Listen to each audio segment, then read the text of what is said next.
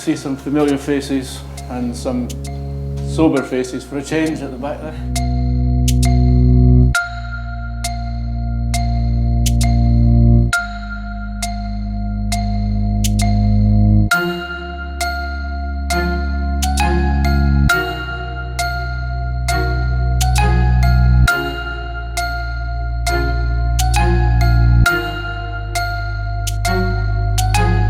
I think it's going to be an absolutely fantastic 2 days. We've worked with John now for a good couple of years, and John's been very supportive, obviously, of ocular prosthetic design. We are supporting and working in partnership with him to try and take ocular prosthetics to a different level. I'd just like to welcome you all. I hope you enjoy it. Sounds absolutely fascinating to me. You're in good hands. Thank you, Peter. Okay, thank you very much. The most important member of the crew today is Marie. Would you like to come up, Marie? Marie has been a patient of mine for over 20 years. Seat, ma'am. She's very kindly offered to give us her time today. Marie's worn a prosthesis for years. She was in a car crash. She had some glass that penetrated the eye, and she ended up with a non-painful, blind, disorganised eye, and didn't have much choice but have a prosthesis. She's fortunate, if you can say that word, that she has good motility. If you can just look around for us, Marie. She has good movement in her prosthesis. And what I thought I would do would just show you, if I possibly can, over the next 2 days, how I got to that stage.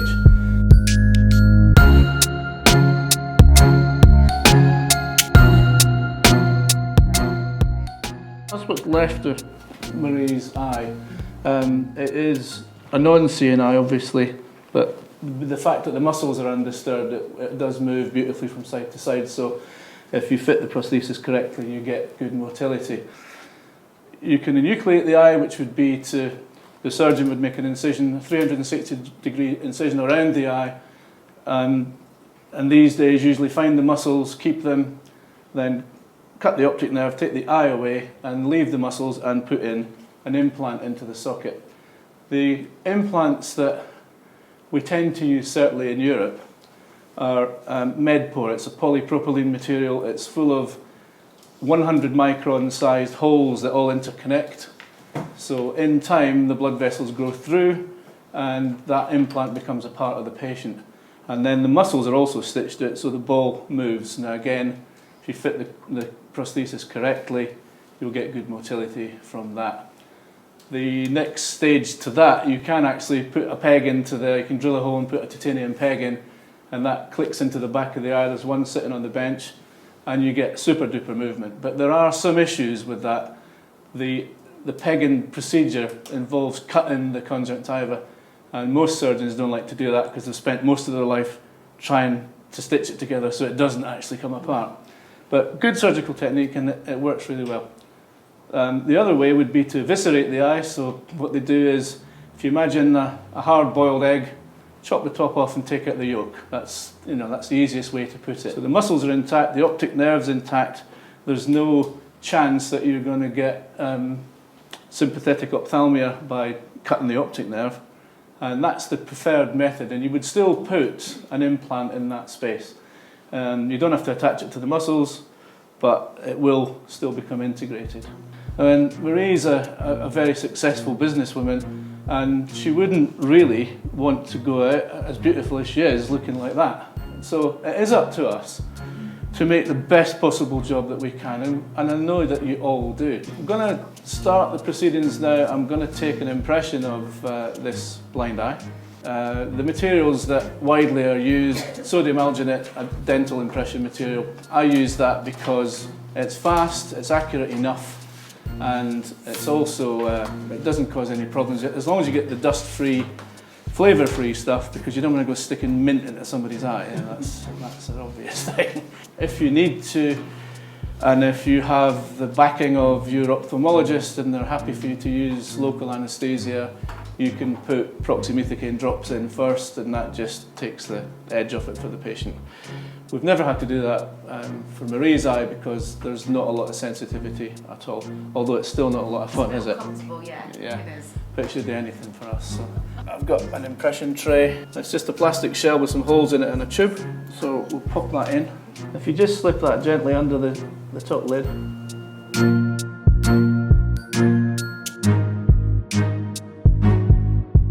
Mix the alginate with some cold water, sterile if you can get it, if you've got it.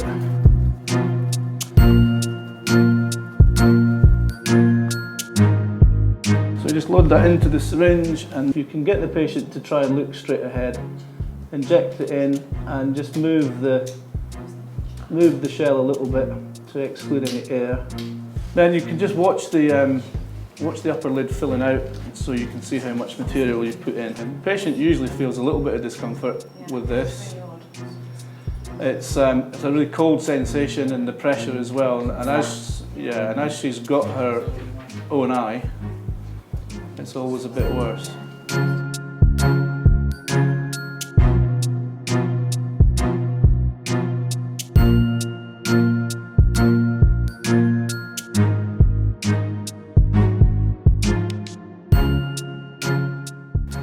If you just get the patient to look up and then take the lower lid down and just ease that away. So you have all the fine detail on, what's left of the corner.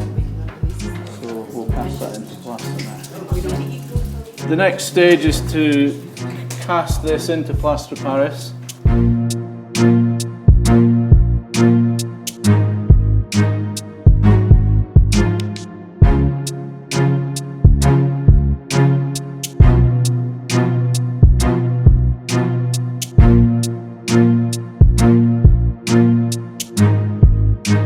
So at 3/4 fill the casting ring and then cast plaster into the impression.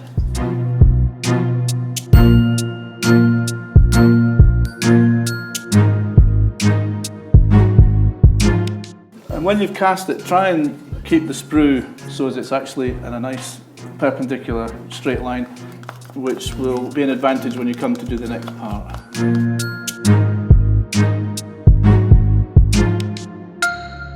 And what's the first thing you learn when you're a trainee, Fiona?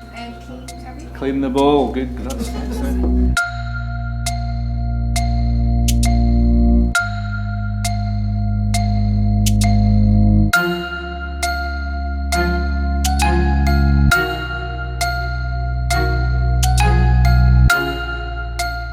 The plaster's set enough to carve now, so you need to really carve it back at this stage, because if it gets too hard, you're just going to get into trouble.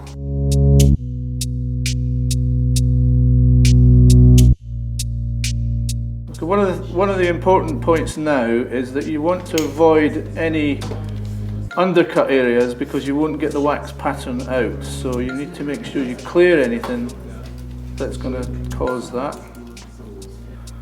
So although I'm taking the undercuts away and I'm cutting it back, the bit I'm working on is the man-made bit. The important part is obviously the impression of the eye, so you don't want to be touching that. This whole process would normally take me in the clinic to mould it, design it and paint it, takes me about an hour and a half, so trying to take 2 days is going to be quite fun, I think. Okay, I'll come around and show you the cast then, so I'll start with you guys.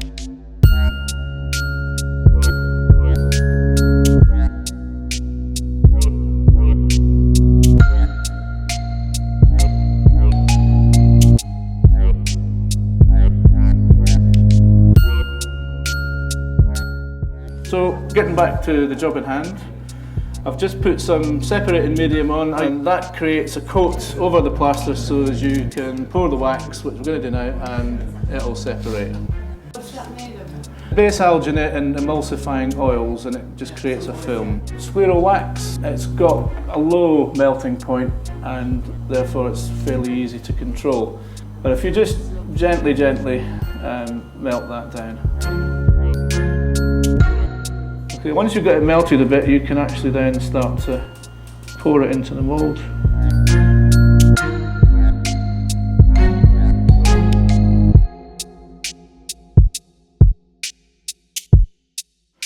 So you just keep building and building, really adding it in the middle and letting it sink in.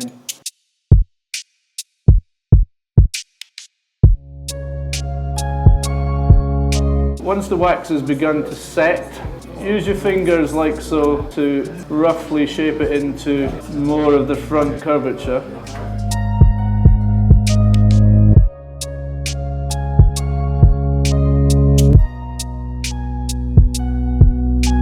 You've got yourself a shape now, okay? The back surface is the patient's eye, the front surface is completely man-made. Then you can just run it through the flame to shine it up a bit.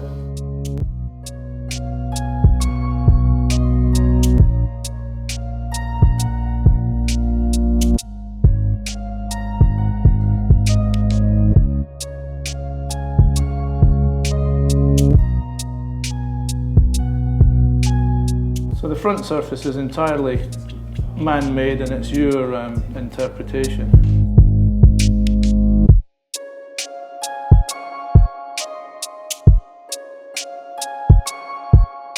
So, madam, this will feel a bit big and dry and not very nice.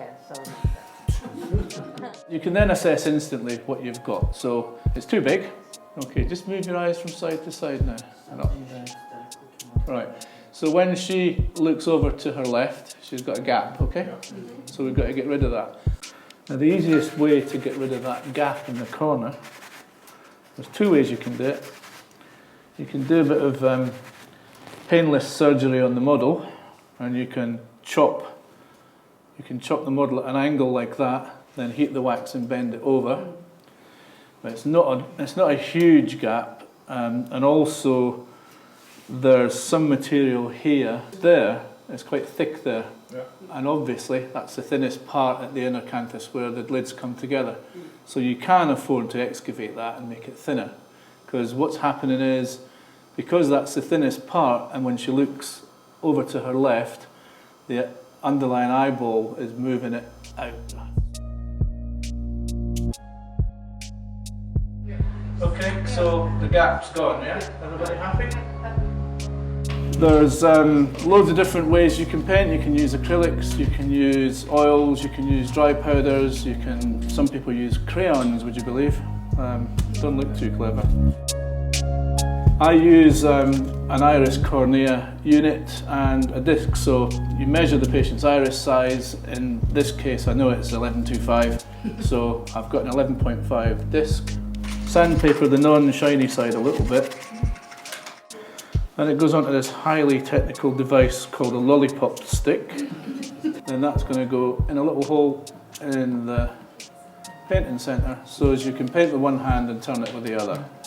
I've just got some cornea flasks. They come in sizes from 10 millimetres diameter up to 13.5. So once you've measured the iris, you can pick whichever one's closest. They have pre-built pupils that go from pinpoint to 6 mil. Hopefully in the future, with the help of my dear friends and colleagues at this fabulous university, you won't need to worry about that. Because we'll have one that reacts to light. So you also sandpaper the flat surface of the cornea. Polymethyl methacrylate or acrylic. So we have just some monomer. This is a mixture of clear polymer and clear monomer, and it has the lovely name of Molly Poly. That's mixed together and it becomes a varnish, if you like. So the idea is that you put paint, varnish, paint, varnish, paint, varnish all the way, and you get layers. So to start off, you take your paintbrush and just wipe over the surface with some monomer to degrease, and then once that's dry, wipe on a layer of Molly Poly as well.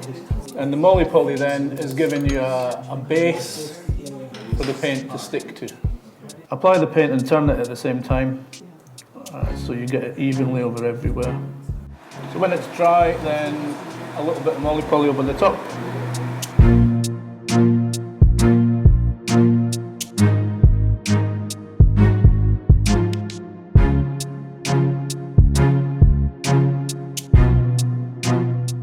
Then go back to the patient and you can have a look and see how you're doing. Okay.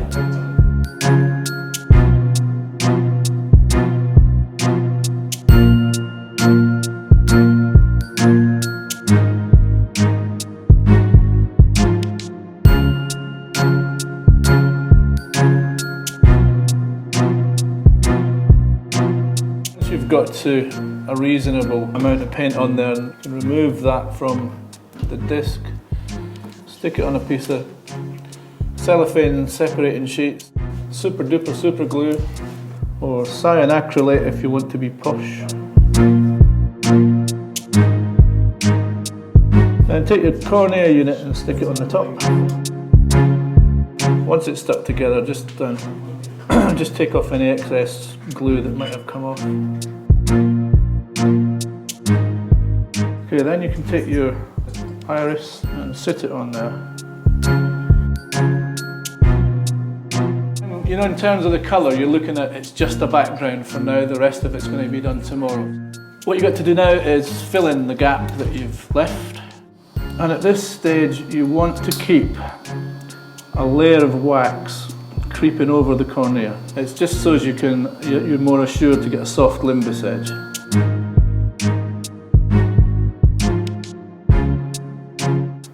The idea of making it moulded is so as it fits the soft tissue, it's directly in contact, you haven't got a dead space, so you get less tear discharge, less mucus discharge, and also you get so much better motility. Because any moving tissue in there that's touching your prosthesis is going to help it to move.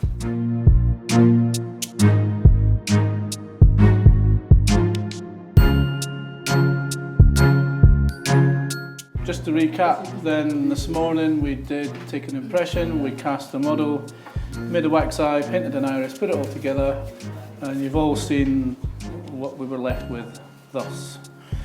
So now we've got to employ the lost wax technique to lose the wax and replace it by plastic. But the first thing that you need to do is you have a two-part mould, deep one and a shallow one. You always invest the eye in the deep half.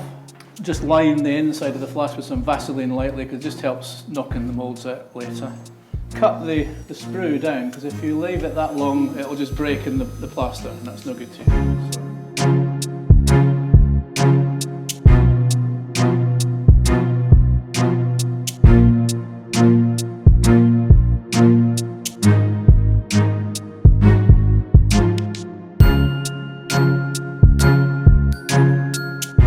You need to use the same separating medium, the same stuff as you used earlier today.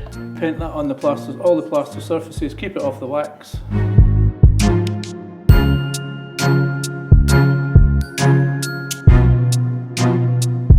And make sure you got it the right way around and squidge it together.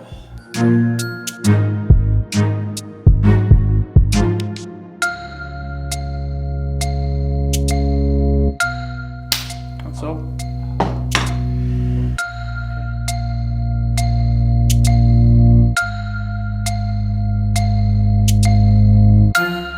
Just paint that on both sides.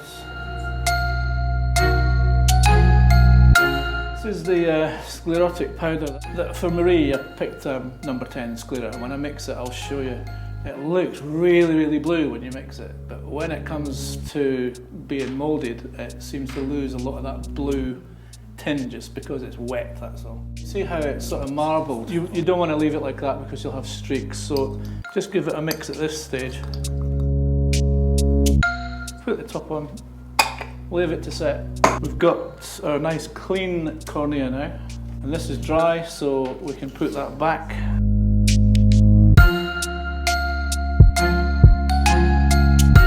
So it's ready, it goes into the top half of the mould, like so. Close the two halves together.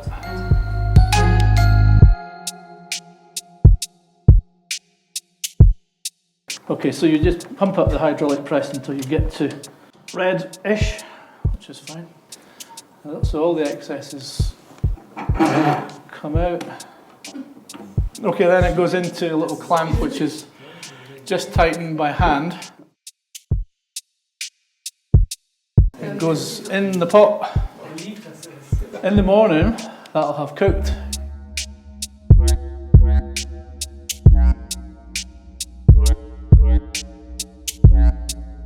That's the next stage, that's what it's in acrylic now. This here is referred to as flash, and if the flash is nice and thin like that, you know that you're going to have the eye fitting the way that you had it yesterday. If the flash is thick, you've got a problem. That means that the technique that you've applied to invest the wax pattern wasn't done properly, or you didn't close the flask properly. So if you have a thick flash, you've effectively made the eye that much bigger. You just go around the peripheral edge and take away any little bits of the flash. And then we can completely lose the sprue now. So we're going to chop that back.